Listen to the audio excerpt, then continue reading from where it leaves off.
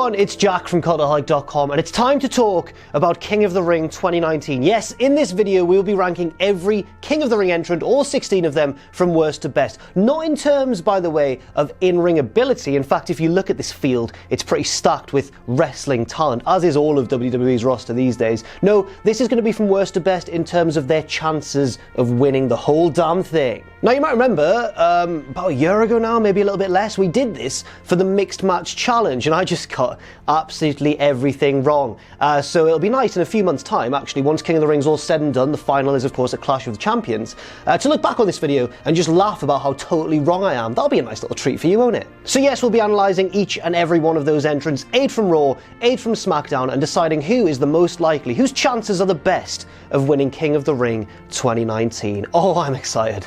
Let's crack on. Number 16, Shelton Benjamin. He's just not going to win, is he? It's really sad as well because he's got various things working against him. And I'm a big fan of Shelton Benjamin. It's just that, you know, he's a bit too old at this point. He might have been a good contender to win a King of the Ring in sort of the early to mid 2000s, you could argue. But nowadays, he's just not really that relevant in the roster, as proven by the fact that WWE stick him in these weird backstage segments where he just makes a funny little face, thinks about stuff.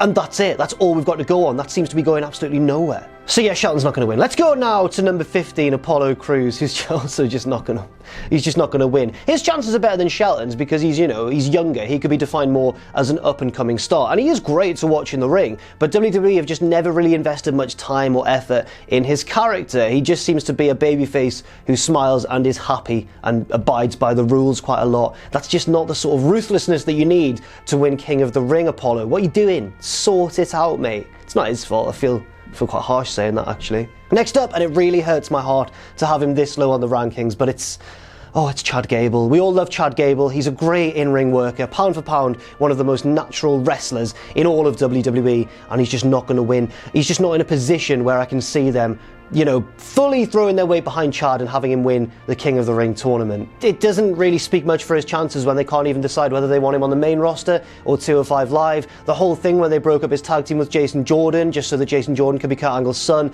that really tanked his momentum. He looked to be regaining a little bit of it on 205 Live, but because he's not a stalwart on the main roster, I can't even justify putting him even a little bit higher on this list. And I'm really, really sad about it, you guys. Next up, moving swiftly on, 4th from bottom, and it hurts my heart even more to say this because he's one of my favourite wrestlers. It's Sami Zayn, Samuel Zayn, Esquire. I would love it if Sami Zayn won this. I think he could do wonders with the whole King of the Ring winning gimmick. I don't know if they're going to go for like a full-on King gimmick, and I kind of hope they don't. But whether they do or don't, I think that Sami Zayn's one of the men on this list who would thrive the most in that role. And unfortunately, there's just absolutely no way it's going to happen because they don't seem to be giving him much time on Raw to really show what he can do. He is now often sort of a punching bag. He kind of reflects, I think, Vince McMahon's view of smarky fans. He goes along, says things that are, in a way, a little bit true, and gets ridiculed for saying it by various babyfaces, by a rotating carousel of babyfaces who then bash his face in and tell him he's stupid for even thinking that way. Sammy, get out your contract, go to AEW, mate. No, I'm not, no, I'm sure he's very happy and making like quite a lot of money in WWE, but go to AEW, mate. You'd really thrive there. Next up, one that might surprise you actually to see him this low on the list, given his gimmick, which would again work really, really well in terms of winning King of the Ring, and that man is Elias. Now, in the first draft of this ranking, I actually had Elias a little bit higher up. I thought, you know what, I can see it. I can see him combining his whole drifter guitar playing thing with winning the King of the Ring, and he'd make little songs about how he won King of the Ring and he's excellent and all that sort of thing. But then I thought, no, there are way bigger heels in this tournament who I think are more likely to win it, especially ones affiliated with Shane McMahon, the likes of Drew McIntyre, for example. So I just can't see Elias really being the guy who goes all the way, especially when you look at some of the baby faces he might come up against as well. I think it would look really strange if he were to beat some of those guys. Maybe Shane will get involved, or maybe like one of Shane's little rotating cast of helpers and minions will get involved to help Elias, but I actually can see Elias more in that role. I think he'll pop up more in this tournament in other matches not involving him to try and help his allies win, and it'll just be really frustrating. But in terms of winning the whole thing, I can't see the Drifter going that far. You could even argue that he might be on the end of a squash loss to pop the crowd, where he comes out, plays a song insulting his opponent, and then gets absolutely destroyed in about 10 seconds, Dolph Ziggler fashion. I can see that happening as well, because I'd like to see a lot of time in this tournament given to wrestling matches, like matches that go 10 minutes plus, and guys are really going for it back and forth. But in terms of Elias, I think you need to mix it up a little bit with 1 or 2 quick wins here and there, and he is the prime candidate to be a victim of one of those squash matches. Next up, this might be surprising as well, The Miz, one of the biggest names, one of the biggest stars in this tournament, but why is he so low down? Well, for me, it all revolves around the way that this tournament has been marketed and advertised. I just don't think Miz is the correct candidate to win King of the Ring, and there have been King of the Ring winners in the past who have been more established stars, the prime example I think being William Regal in 2008, I think it was, where obviously he was a veteran by this point, but it was a nice way of, I guess, giving him his due for such an incredible career. I don't see that happening with this year's tournament. I think the way they've advertised it is this is the sort of thing that a rising star will win on their way to the top of the card, and I just obviously can't see that for The Miz. He's done it all. He's a former WWE champion. He's one of the most successful IC champions of all time. He's won pretty much all there is to win, and I just don't think this is his time to have a career resurgence. I think he's more now in a role of kind of a veteran, and that's not going to serve him well in this tournament. So yeah, next up, Cesaro. I view him in the same way as Sami Zayn and Chad Gable, kind of an internet darling who is absolutely elite in the ring when he's given a chance to show what he can do, but at the same time, WWE don't really utilize him in that sort of way. In fact, you could even argue that he's being underutilized. You could even argue. It's what everyone says. I'm acting like I've just come up with that. I certainly haven't. Everyone knows that Cesaro is underutilized. Whenever people are asked, even fellow roster members, who would you like to see get a push out of your fellow locker room members, they all say Cesaro. Heyman says Cesaro. Everyone loves Cesaro, but WWE don't push Cesaro. But I would love to see him win, and I do think that he could go on a little run in this tournament just because he's so good in a tournament setup. I think his matches could escalate in drama and, I guess, intensity as the tournament goes on, until he's eventually put away by maybe a babyface to make them look really good and strong, or maybe by a heel to get heat on them, because even though Cesaro isn't the most babyface guy around, he is still a bit of an internet darling, and everyone seems to love him because he's bloody Cesaro. So I think he'll be a useful tool in this tournament to help get other people over, but I don't think he's going to be the winner himself. And he'd look so good as a king as well. Oh, maybe I should have put him higher. He'd look bloody good in a cape and crown, just like someone else that I know. Next up, Ali, a man who I think it feels as though his story is kind of unfinished because of bad timing with injuries. It all coincided with Kofi's meteoric rise to becoming WWE champion, and it does feel like Ali's push was just cut off at the legs, but it might be something that WWE pick up and run with in the future. I don't think, though, that that time is actually now. The reason for this is purely just because of Clash of Champions, which is, I guess, going to be the pay-per-view where all the belts are on the line. And if all the belts are indeed on the line, that means that Shinsuke Nakamura's IC title is going to be on the line, which means that I think Ali's the person who seems to be in prime position for that title shot. He might even win it, which would be excellent for Ali, but at the same time, it means that he's not going to be in the King of the Ring final because that's on the same card. So this is a bit of a cheap one. I've kind of just used logistics to work out that Ali's probably not going to win, and I'm going to look really stupid when he does win, goes double duty at Clash of Champions, Kurt Angle style, and holds up both the King of the Ring scepter and the IC title and reigns above us all.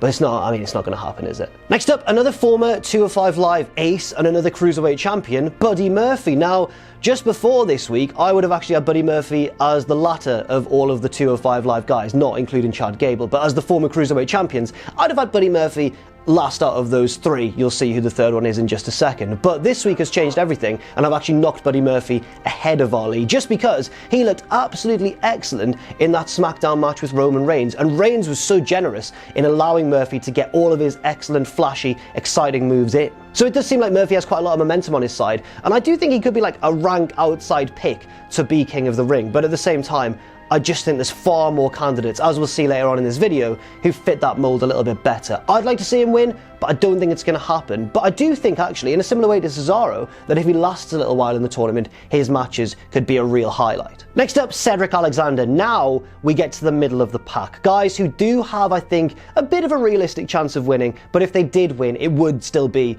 a bit of a shock. They're not the favourites, but they're not, Shelton Benjamin either. Poor Shelton.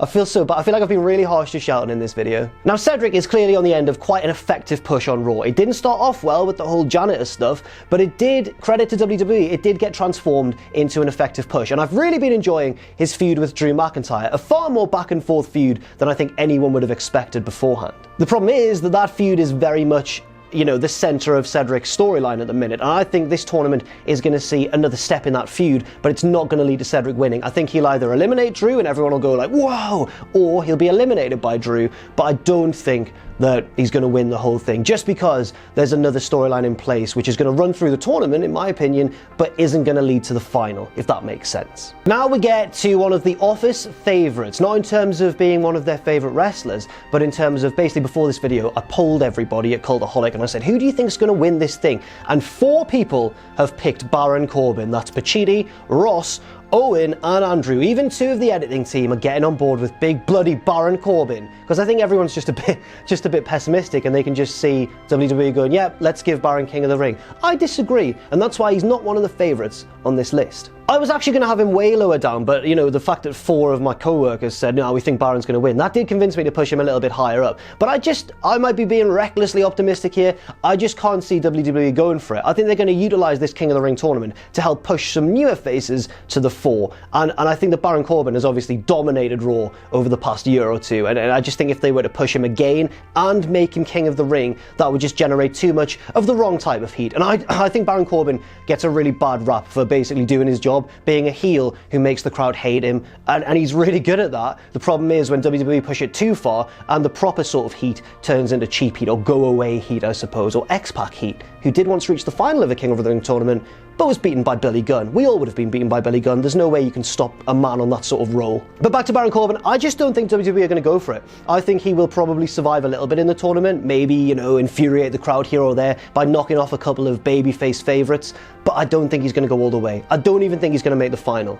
But with Shane McMahon lurking, and Drew McIntyre and Elias also in this thing, you never quite know what's going to happen. Next up, Samoa Joe. Now we're moving gradually from the middle of the pack into the front runners, people I can realistically see winning King of the Ring. And Joe's a tricky one because in kayfabe, entirely, obviously out of kayfabe, he's one of the best wrestlers around. He's one of the best wrestlers of the 2000s. Everyone loved him in that decade, and he's carried that momentum into his WWE career. But in kayfabe, Joe is really intimidating, tough and scary, and can have title matches all the time at the top of a card.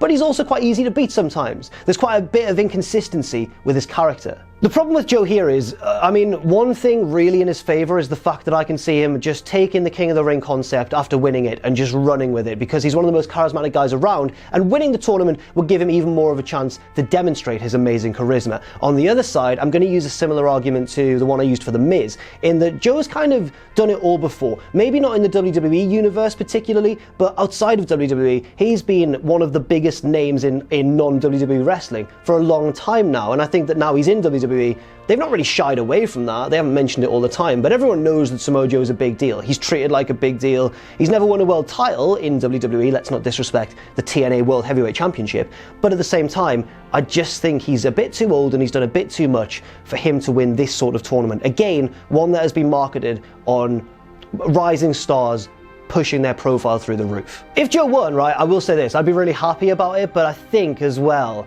I'd be a little bit disappointed just because there's so many other people I'd prefer to see win this King of the Ring tournament. And I think if he won, everyone will go, oh yes, Samoa Joe's won. And then after a little while looking back on it, we'd all think, maybe we should have had one of the rising stars win. Maybe Chad Gable should have won.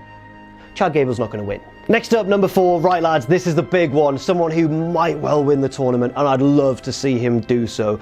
Andrade. He's not quite mid-card, he's not quite upper mid-card, he's somewhere in between the two, and he just needs a big win to push him up to the next level, and the King of the Ring tournament would be the perfect opportunity. Now I know you're thinking, oh but Jack, you know, King of the Ring, they like to do a promo afterwards, they like to try and make someone seem really charismatic and cool after they've won King of the Ring, and Andrade's not that great a promo. I will counter that argument by saying this. Andrade's getting better on the microphone. Obviously English isn't his first language, but he's really been improving recently, you can just tell. And also, I don't think it matters how good a promo he is, because he has one of the best managers in the game to do all the talking for him. There are a lot of things in favour. There's a lot of evidence to suggest that Andrade might be winning this tournament. He's a great worker in the ring, like some former champions such as Bret and Owen Hart, for example. He's also very arrogant, which they often like to parlay into King of the Ring winners' personas, I guess, such as the likes of Bad News Barrett or King Booker. I think that Andrade would be great in that role, especially with Vega by his side. At the same time, there's a few drawbacks as well, one of which, the crucial one being, I don't know if they're quite ready to pull the trigger on Andrade yet.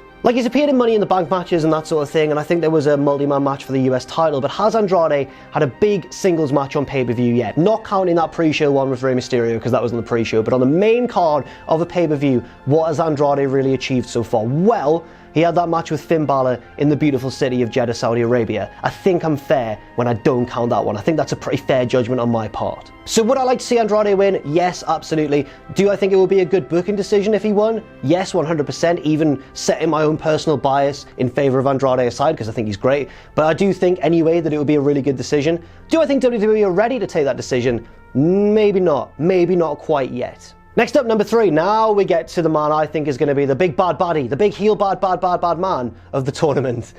Don't hashtag that, that's way too wordy. Drew McIntyre. Yes, I think here we're looking at basically the big bad heel of the tournament, maybe in a similar way to Pete Dunne in the first UK Championship tournament. And the crucial thing you might remember from that is that Pete Dunne didn't actually win the UK Championship tournament. He lost in the final to Tyler Bate. I think Drew might fulfill a similar role here, depending on the sort of final we're going to get. So if we have a SmackDown King of the Ring winner, I think Drew will make it all the way to the final from the Raw bracket and will then lose in the final, putting that guy over huge and making them a big new star. If we get a Raw winner, I don't think it'll be Drew either. I don't think he'll make the final. I think he'll get knocked out in the semis against whoever goes on to win from Monday Night Raw. Basically, Drew's going to be the final roadblock in the way. And I also think that this is a really in-depth and specific prediction that almost certainly isn't going to come true. But I think the stage at which Drew is eliminated will determine actually what sort of final we're going to get. So if Drew makes the final, I reckon we're going to get heel, babyface, classic storyline, traditional wrestling, and we're going to get maybe a bit of shenanigans as well. Maybe a bit of interference from the likes of Elias or Shane,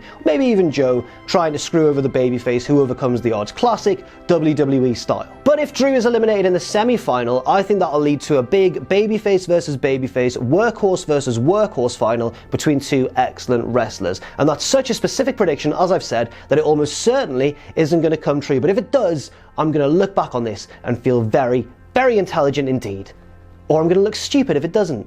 And I think it's probably going to be that one. Next up, the second favourite in my mind, and also Sam Driver's pick, I'll have you know. It's Kevin Owens, the top babyface right now on SmackDown Live. The reason Owens is so high on this list, right, I know that he does fall into the same trap as a number of people already, in that he's almost too established to win this sort of thing. Yes, he hasn't won a great deal on the main roster. He's won the Universal Championship, of course, in a reign that wasn't ideal. He's won a few other championships here and there, but I don't think he's quite as established as the likes of The Miz, for example, one of the longest serving veterans on the current active roster. And also, Owens seems to be undergoing a bit of a character refresh. They've turned him face again. They're really pushing him into this role on SmackDown that he seems to be thriving on, and they're kind of trying to make him into Stone Cold Steve Austin. Now, I think this is very interesting because if you watch the hype package for King of the Ring, they do make a big deal out of Austin's King of the Ring victory in '96 and the promo that he cut afterwards, the now infamous Austin 316 promo that just changed the wrestling world. And I don't think it's too crazy to think that after this King of the Ring, they're going to try and manufacture a similar moment. I don't think it'll be as good because it won't be as raw, no pun intended, and I don't think it'll be as off the cuff as Austin's was, but I do think they'll try and manufacture a similar sort of promo next to the throne on the stage, maybe with an interviewer next to them. If they actually got Michael Hayes out to do it, that would be brilliant. The parallels with Stone Cold are obviously there. They've given him the stunner, they've got him in a feud with a McMahon. I just can't see it happening for one reason, and this is the only reason that Kevin Owens hasn't made number 1 on this list. He's down in number 2, and that is because on SmackDown this week, he came out and opened the show saying that he really, really wants to win it. Kevin, why did you do that? That means you're maybe not going to win it. And finally, number 1, it's Tom Campbell's pick, it's Ben Potter from Triple Jump's pick, and it's my pick as well. I think that this man will win King of the Ring 2019, and his name is Ricochet. So throughout its history, King of the Ring has often been used to build up heel winners. It seems to be more manufactured for a heel to win and then be all arrogant. Whether or not they take the king gimmick literally, it does lead to a bit of an arrogant run after they've won the tournament. But I think this year, there's going to be a babyface winner, and that's just simply because it's been so long since a babyface has won King of the Ring. Don't believe me? Let's see when the last babyface winner was. Right, so previous winners of King of the Ring, and obviously it's been a sporadic tournament, so this isn't every single year. Bad News Barrett, he was a heel. Sheamus, he was a heel. William Regal, everyone loved it when he won in 2008, but he was a heel at the time. He beat CM Punk in the final. King Booker T, obviously a heel. Brock Lesnar, a new fresh heel, but a heel nonetheless. The last babyface winner of King of the Ring was Edge in 2001. That's right, it's been almost 2 decades since we last saw a babyface King of the Ring winner. Well, enough is enough, in the words of a great former King of the Ring. Enough is enough, and it's time for a change. And I think this year, there is going to be a babyface winner, and I think it's going to be Ricochet. I think so many factors are in Ricochet's favour. I think first and foremost, he is a rising star. If we ignore his achievements outside of WWE, he is very much a rising star on the main roster. I think also he's a workhorse, which often King of the Ring winners are, in a similar way to like IC champions. Also, I think he's got the sort of style that he could grow into over the course of a tournament, doing flashier and flashier moves as the tournament goes on. I just think so many things are set up for him. But there's one crucial thing as well that I think guarantees that Ricochet is going to win, and that is that he's been a king before on the indies. That's right, when we booked him in WCPW, he was under the name King Ricochet, and he came out wearing a crown and a cape, and let me tell you, Ross was so annoyed. No, he wasn't. He wasn't, that's a joke. But I was shocked that Ricochet would so blatantly rip off one of our presenters here. But no, on a serious note, Ricochet is my official prediction. I think that, yes, he's a workhorse, he's a rising star, he has been a king before, however important that is, and I just think that it's time for a babyface to win King of the Ring again. But let me know what you think. Let me know your pick for King of the Ring in the comments section down below. If you've got time, if it's your day off or it's raining outside, maybe do a little ranking of your own and leave it in the comments and see how it differs from mine. Ooh, that'll be fun, won't it? Guys, we have so much fun here at Cultaholic.com, and I've realised on the fly that I don't know how I'm ending this video. Let's just end it there. Thanks very much for watching, and let us know what you think in the comments section down below. You can follow Cultaholic on Twitter at Cultaholic and on Facebook at facebook.com/Cultaholic. If you enjoy what we do, then please do check out our Patreon, patreon.com/Cultaholic, where you can pledge. And don't forget, of course, most importantly of all, to hit subscribe and to join us.